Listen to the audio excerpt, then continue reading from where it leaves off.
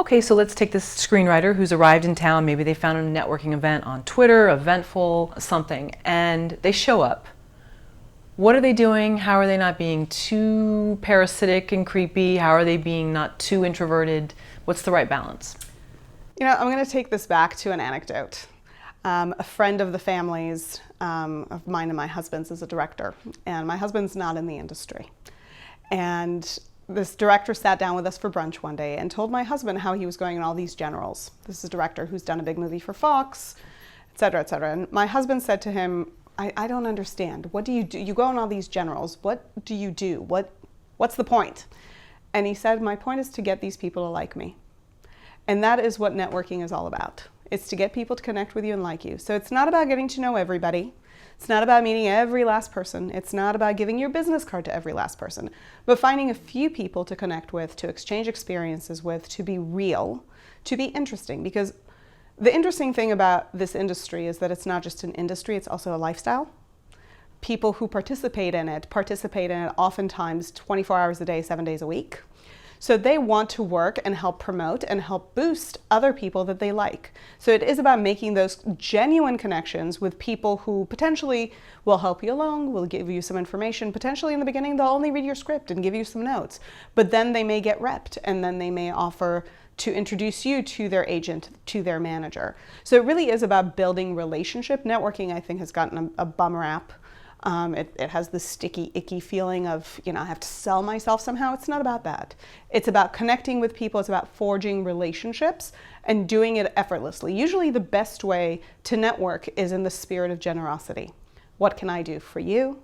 What can I offer you? What do I have that could be interesting to you? Forget what you can do for me.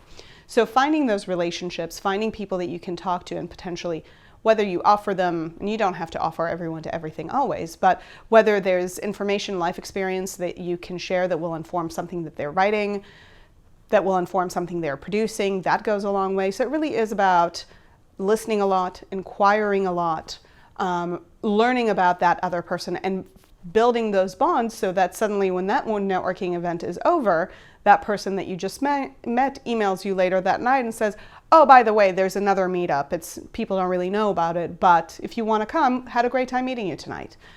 So it is about building those bonds and building those relationships. I was talking earlier today to a client of mine who just sold a show to NBC. And this client was speaking of all the people who've come out of the woodwork that she hasn't talked to in 10 or 15 years, who just dropped her an email saying, hey, I heard you sold the show. Would you staff me? Oh, nice. And we talked about the fact that nobody would staff somebody they haven't talked to in 15 years or they've only met once. But they would staff, or they would at least consider somebody that they know and like. So the fostering of relationships is really what networking is about in this industry.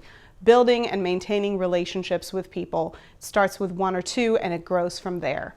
It's about having 5, 6, 10 meaningful relationships as opposed to knowing everybody in town and not having them know you back. Yeah, I think we've almost lost the art of that a little bit because it's so easy to look someone up on social media or online, just find out what they do and then just go right in for the pitch instead of just being human. So it sounds like just still remaining human, remembering that it's a person there ordering drinks or food or whatever, and you're still in this little bar or wherever it is, an event. Absolutely. And not instead going for the big ask or the big pitch. I prefer, I always tell my clients, I don't want you to ask for anything. If people like you, they will offer. If you ask, even if they say yes, they're likely not going to deliver because they're not invested. But if they like you, they will offer all on their own. Agents and managers talk about it a lot, what their networking is like, because they're in breakfast, lunch, dinner, drinks daily. Nobody likes to be sold to, right? Nobody likes that experience of I'm just selling you something now and then go on to your next meeting and where you'll be sold again.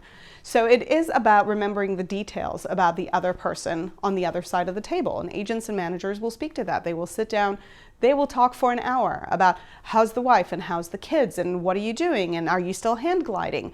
Remembering those details and really building those relationships then permits them at the end of that lunch, after the hour had passed, to say, and by the way, there's this one writer I really want to talk to you about. At that point, there's an exchange that everybody's comfortable with because there's enough of a foundational relationship that allows for that to occur. What a lot of writers forget, and what a lot of people forget because of the nervousness that networking inspires, is that your job is really to connect. It's to build relationships. You don't build relationships with an ask. You build it with a give. And oftentimes you build it from learning about the other person rather than just informing them about you.